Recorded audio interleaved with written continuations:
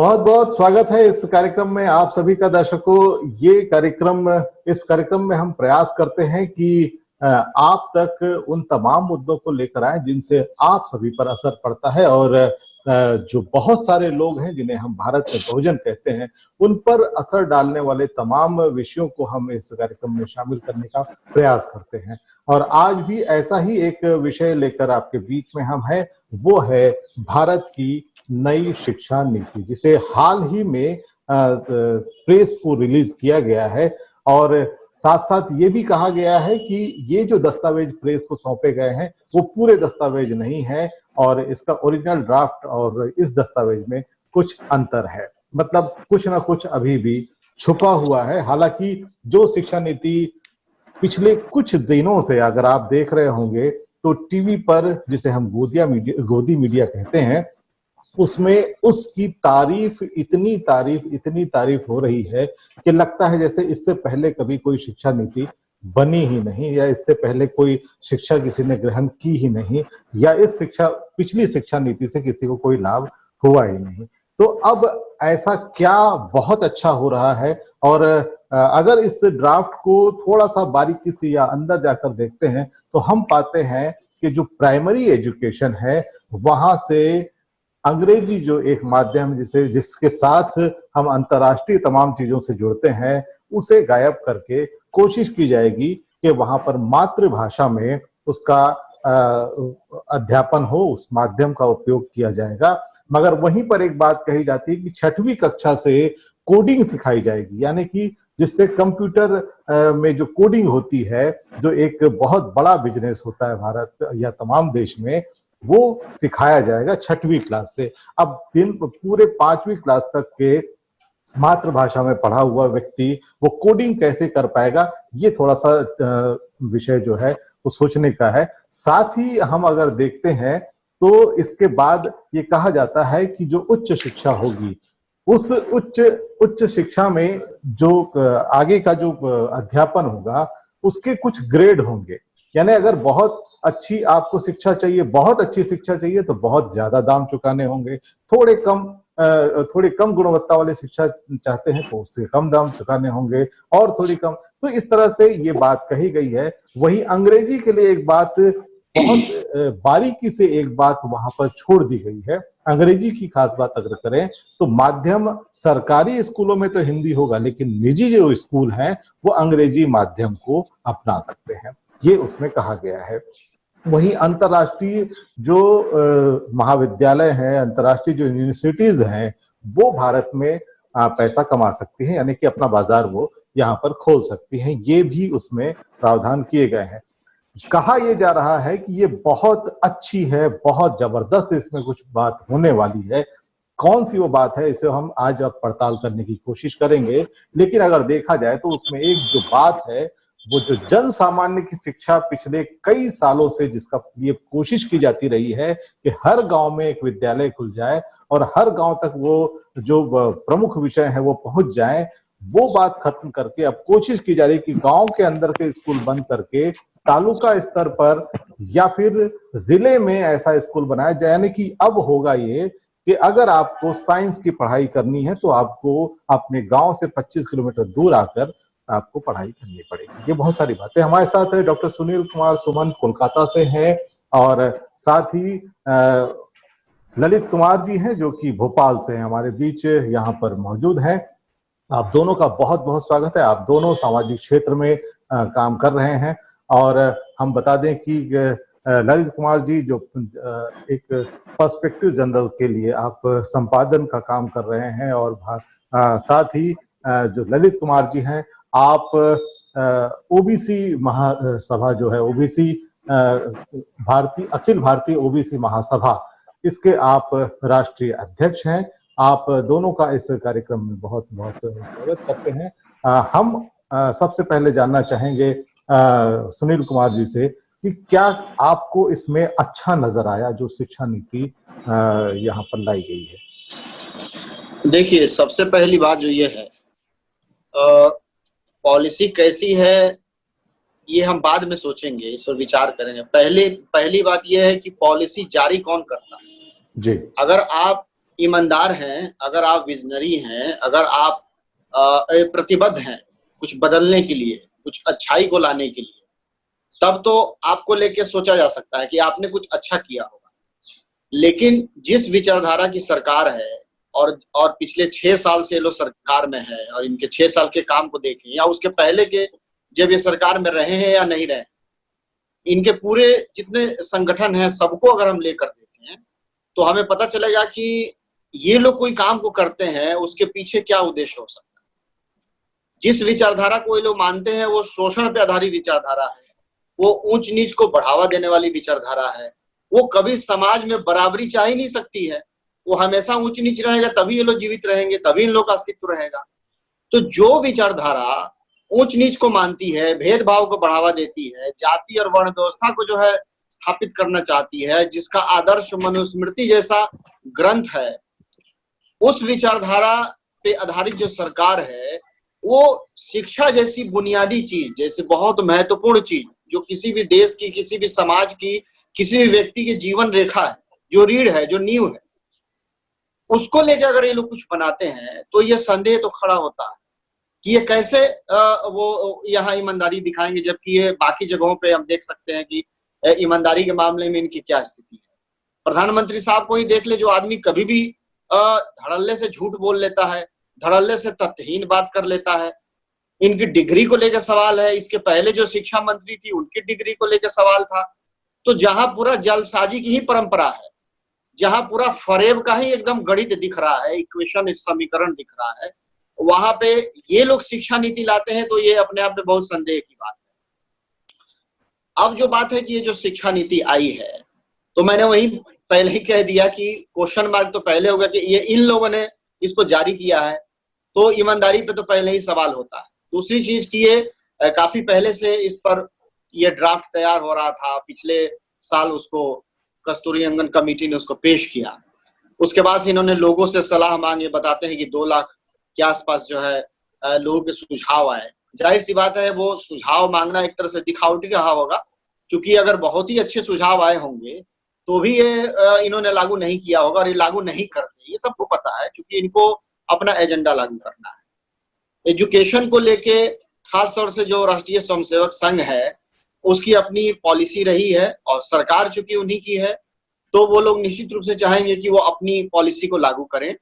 जो बार बार भारतीयता और भारतीय संस्कृति है, इसकी बात ये लोग बार बार कहते हैं, उसको करते हैं। तो ये इनके हिसाब से भारतीयता क्या है, इनके हिसाब से भारतीय संस्कृति क्या, वही जो शोषण पे आधारित हो, जो भेदभाव को बढ़ावा देने वाली है।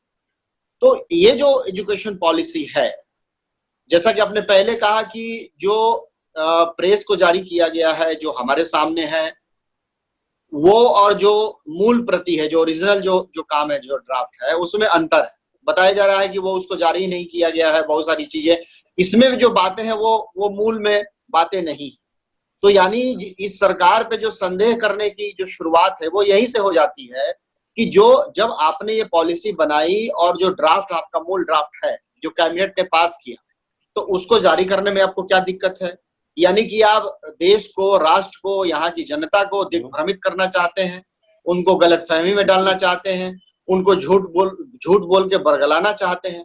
तो ये सरकार की पॉलिसी ही ऐसी है, इस विचारधारा की पॉलिसी ही ऐसी है कि हर चीज को लेके ये भरमाते हैं, ये गलतफहमी डालते हैं। जैसे कि पूरा एक मायाजाल जो रचा गया है दर्शन के नाम पे, धर्म के नाम पे, जिसे पूरा बहुसंख्यक तबका जो है इस समय मानसिक गुलाम का शिकार है।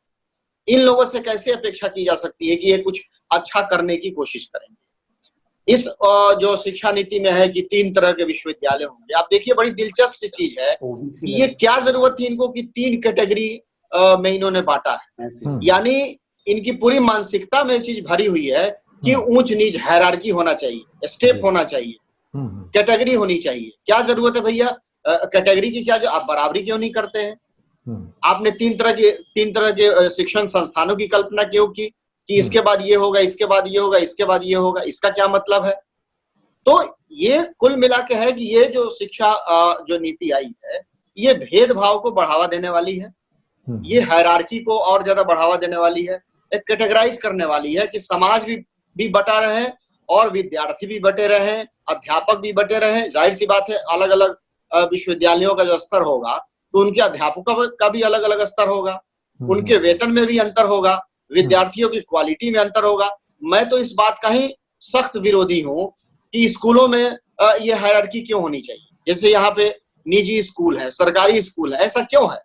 कुछ स्कूल हैं जो एसी कमरे बने हुए हैं, कुछ स्कूल है जो टाट पट्टी में चल रहे हैं, वहां शौचालय नहीं है। तो एक समान जो है स्कूल क्यों नहीं है? इस एजुकेशन पॉलिसी में इसको लेकर कोई बातचीत नहीं है कि एक समान जैसे मातृभाषा की आपने बात की, अब इन्होंने क्लियर नहीं किया कि क्या प्राइवेट स्कूल भी मातृभाषा में शिक्षा देंगे या केवल सरकारी स्कूल पढ़ाएंगे।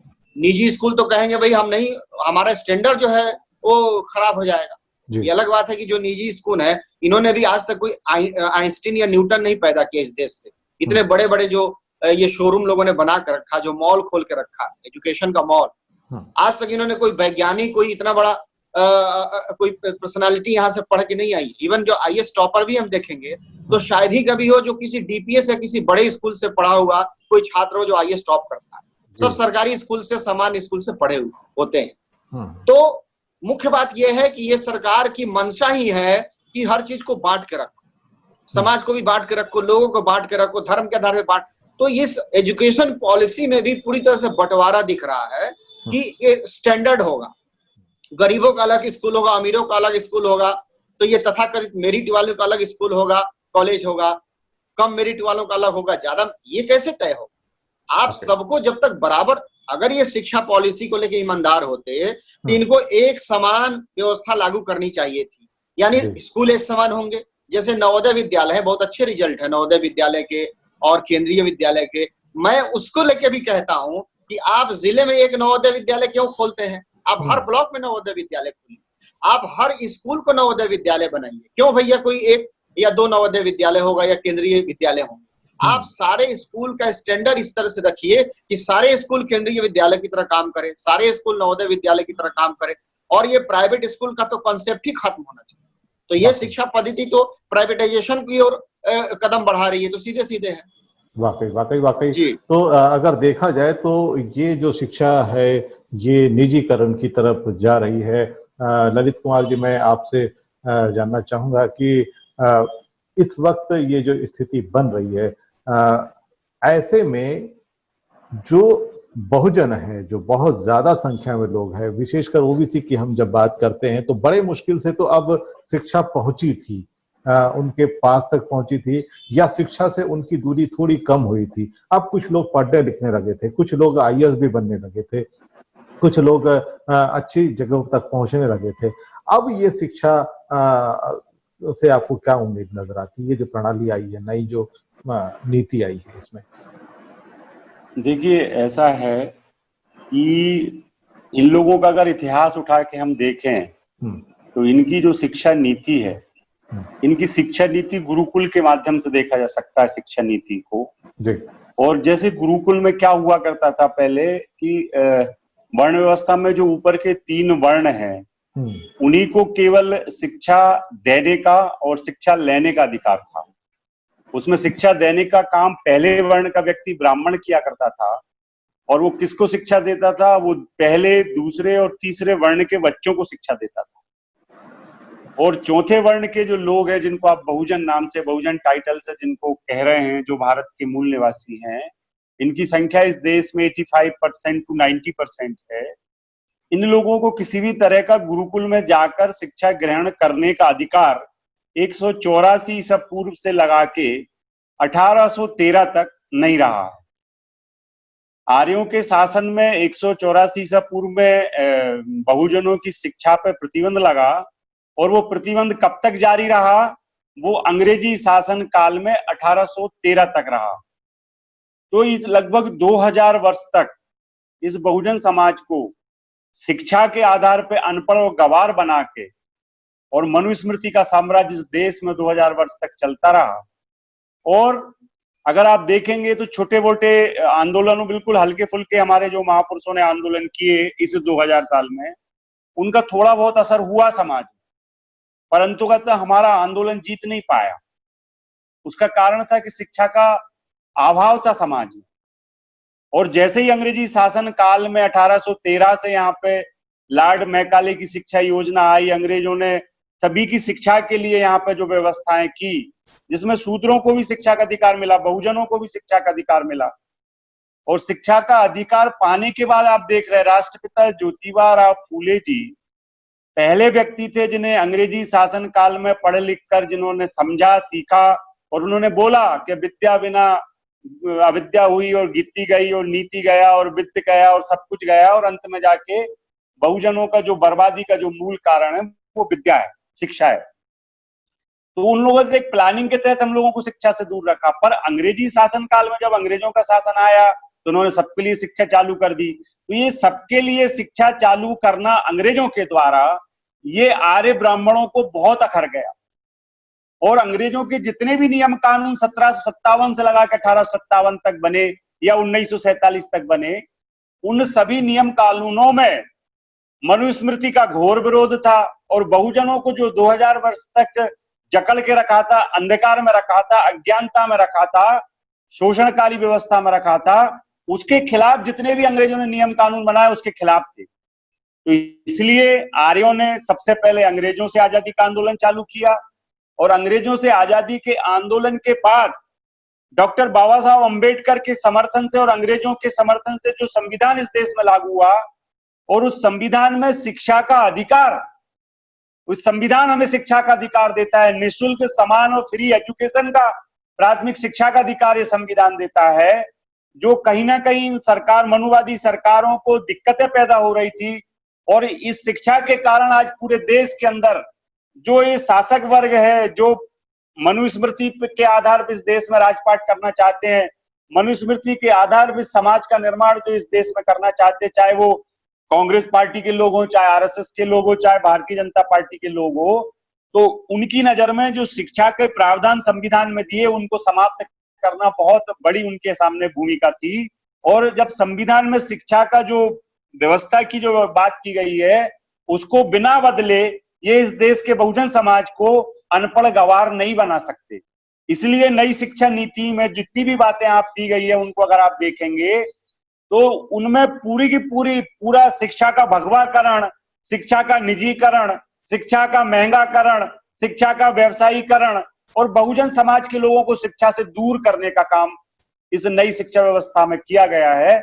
इसलिए मेरा तो ये मानना है कि जैसे हमारे अभी साथी बोल रहे थे, मैं पूरी उनकी बात से सहमत हूं कि शिक्षा इस देश का विकास, किसी भी देश के विकास के लिए शिक्षा का समान होना आवश्यक है, शिक्षा का फ्री होना आवश्यक है। स्कूल एक तरह के पैटर्न के स्कूल हो जहां गरीब के बच्चे कलेक्टर, एसपी, आईजी, डीआईजी, मुख्यमंत्री, प्रधानमंत्री के बच्चे और गरीब मजदूर किसान के बच्चे, गांव के बच्चे सभी एक तरह की शिक्षा व्यवस्था जब तक इस देश में नहीं लेते हैं तब तक ये भारत विश्व गुरु और सोने की चिड़िया नहीं बन सकता है। वो उनकी आवश्यकता है इस शिक्षा नीति को बदल के मनुस्मृति के आधार पर समाज व्यवस्था निर्माण करना उनकी आवश्यकता है। इसलिए वो सभी तरह से, चाहे निजीकरण हो, चाहे आरक्षण समाप्ति हो, चाहे संविधान समाप्ति का मामला हो, चाहे लोकतंत्र को बर्बाद करने का मामला हो, शिक्षा को बर्बाद करने का मामला हो, सभी तरह के मामले उसी तरह से वो ले जा रहे हैं और उनको जो करना चाहिए वो बिल्कुल पूरी तरह से सही काम कर रहे हैं। अब सोचना बहुजन समाज के लोगों को है, मूल्यवासी समाज के लोगों को है, द्रविड़ समाज के लोगों को सोचने की आवश्यकता है कि हम लोग क्या कर रहे हैं। हम लोग 85-90% होने के बाद भी इस देश में क्या इसी तरह से ये लोग करते रहेंगे और इसी तरह से हम लोग केवल डिबेट करते रहेंगे? ये चिंतन का विषय है। हमें इन शिक्षा नीतियों का तो विरोध करना ही चाहिए, साथ में हमें परमानेंट व्यवस्था के बारे में सोचना चाहिए ताकि हम लोग तथागत महामानव गौतम बुद्धा के विचार, नालंदा, तक्षशिला, उर्वला और विक्रमशिला जैसे विश्वविद्यालय इस देश में हुआ करते थे जहां पूरी दुनिया के लोग शिक्षा ग्रहण करने इस देश में आया करते थे, वो जम्मू द्वीप की शिक्षा व्यवस्था हम लोगों को लागू करने की आवश्यकता है। बिल्कुल बिल्कुल। और अगर हम देखें तो जब ये मामला या ये मांग जब बढ़ने लगी थी कि एक समान शिक्षा हो, यानी कि शिक्षा को एक उसका इक्वल शिक्षा की जब डिमांड बढ़ने लगी, तब जाकर ये नीति आई है जिसमें पूरी तरह से अनइक्वल और ज्यादा कर दिया गया है। साथ ही जो प्राइमरी एजुकेशन है उसके लिए एक बात कही गई, अभी जैसा कि ललित कुमार जी कह भी रहे थे कि ब्राह्मणी शिक्षा, उसमें एक बात कही गई है कि प्राइमरी एजुकेशन के लिए शिक्षकों की भर्ती नहीं होगी, उसमें स्वयं सेवक पढ़ाएंगे। अब वो स्वयं सेवक तो भारत में सिर्फ एक ही है, दूसरा तो कोई स्वयं सेवा करता नहीं है। तो निश्चित रूप से ये एक तरह से बच्चों के मन में एक बार फिर से वही सारी जो गंदगी है वो भरने की कोशिश की जाएगी, ये एक बात है।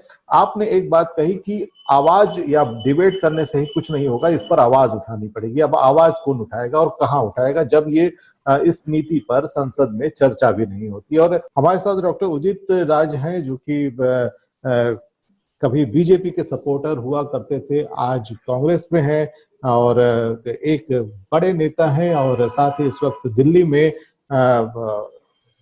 इस वक्त आप हैं दिल्ली में, और काफी लंबे समय से आप परिसंघ के भी का भी संचालन कर रहे हैं।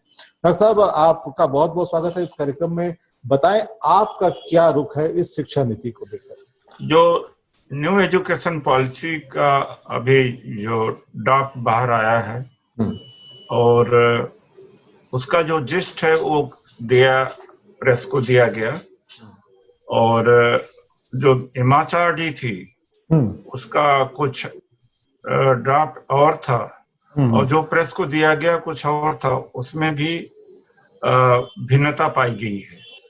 और दूसरी जो बात है कि शिक्षा राज्य और केंद्र दोनों की सूची में आता है, कॉन्करेंट लिस्ट में आता है। जी जी। तो नई एजुकेशन पॉलिसी के लिए संसद में चर्चा होना चाहिए था और राज्यों से भी सहमति लेनी चाहिए थी, चर्चा करना चाहिए था, क्योंकि एक्सक्लूसिव राइट भारत सरकार का शिक्षा की नीति तय करने का नहीं है संविधान के तहत।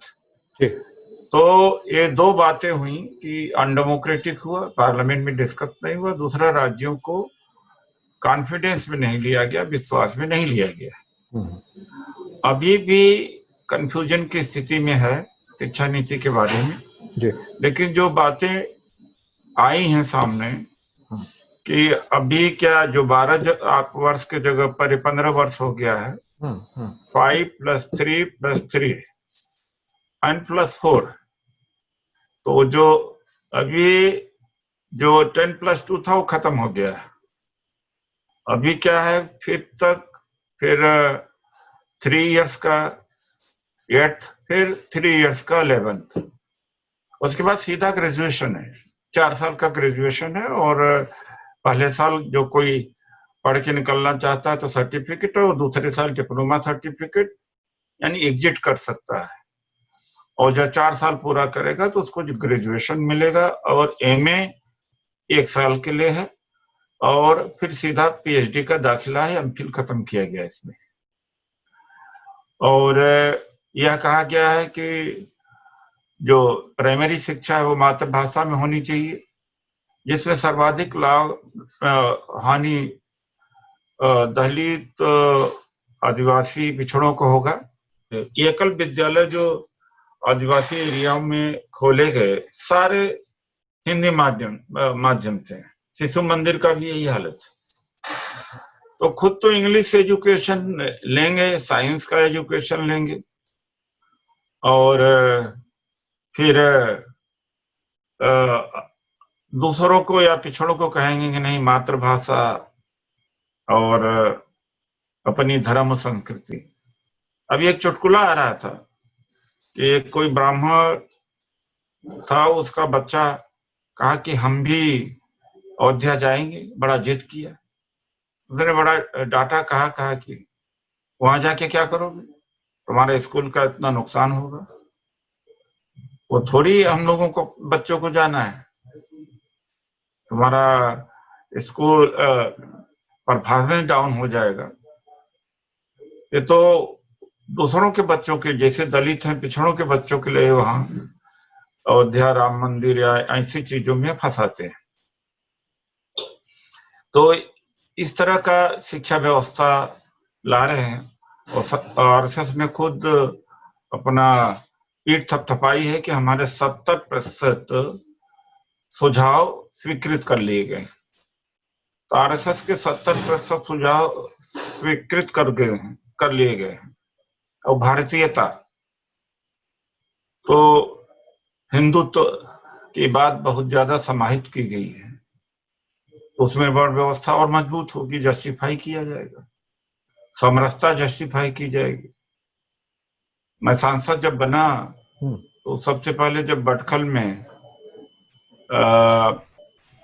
एमपीओ का जो इंटरेक्शन हुआ, ट्रेनिंग हुआ, तो मैंने पहले दिन ही अब सवाल खड़ा कर दिया कि समता मूलक समाज क्यों नहीं, समरसता क्या है। समरसता का मतलब यह है जातियां ठीक है लेकिन कोऑपरेशन में काम करें जी, सहयोग में काम करें, अपनी सीमा के अंदर रहें। यानी जो वाल्मीकि है सफाई काम करेगा, चमार चमड़े का काम करेगा, कटिक है सब्जी और सुअर पालने का काम करेगा, पासी सुअर पालेगा, या मुसहर जो है चूहा पकड़ेगा, और यादव जो है अपना दूध का काम, कुर्मी अपना खेती बाड़ी करेगा। यानी समरसता का ये मतलब है। तो पहले दिन से इस तरह से हमारा उनसे मतभेद हुआ, तो ये स्थिति है। और भारतीयता का मतलब अभी आगे निकल कर आएगा, देखते हैं कि क्या होता है। क्योंकि जो यहाँ पर माफी वीर को वीर कहते हैं, जो 7 बार माफी मांगा सावरकर ने, उनको वीर सावरकर करते हैं। तो माफी करने वालों को तो ये वीर कहते हैं। तो ऐसे इतिहास पढ़ाया जाएगा।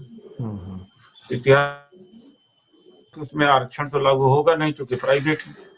आज भी लगभग 1000 यूनिवर्सिटीज हैं इस देश में, और 250 के आसपास ही सरकार के कंट्रोल में है। बाकी तो बड़ी बड़ी यूनिवर्सिटी हैं, तीर्थंकर है, सुभारती है, लवली है, गलगटिया है, और एमआईटी है। जहाँ 1-1 लाख 2-2 लाख बच्चे पढ़ रहे हैं, वहां तो कोई रिजर्वेशन है नहीं। जी जी जी। तो वही व्यवस्था लाएंगे। अशोका यूनिवर्सिटी है, जिंदल यूनिवर्सिटी है, तो इस तरह का वहां पर है।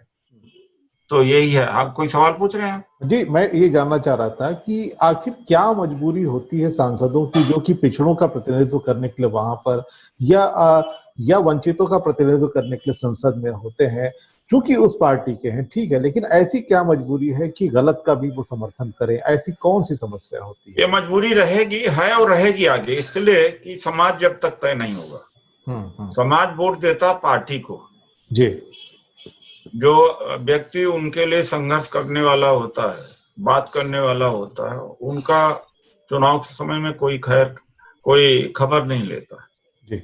और जो कुछ लड़ने वाले 2% 4% कभी हुए भी हैं, उनको पद से हटा दिया जाता है और ताकतहीन बना दिया जाता है, दोबारा टिकट नहीं मिलता और उनकी जिंदगी खराब हो जाती। यही समाज उनको नमस्कार भी नहीं करने जाता, बल्कि बोलता है तो मूर्ख था। इसमें समाज का दोष बहुत बड़ा है। ऐसे में कितनी उम्मीद नजर आती है राजनेताओं से कि वो आवाज को सही जगह तक पहुंचाएंगे और इसमें कोई चीज, इसमें कुछ हो पाएगा? सुनील कुमार जी। जी, आपने पूछा कि राजनेताओं से मतलब कितनी अपेक्षा, ये आप जानना चाहते हैं? जी जी जी जी जी जी। अब देखिए, अभी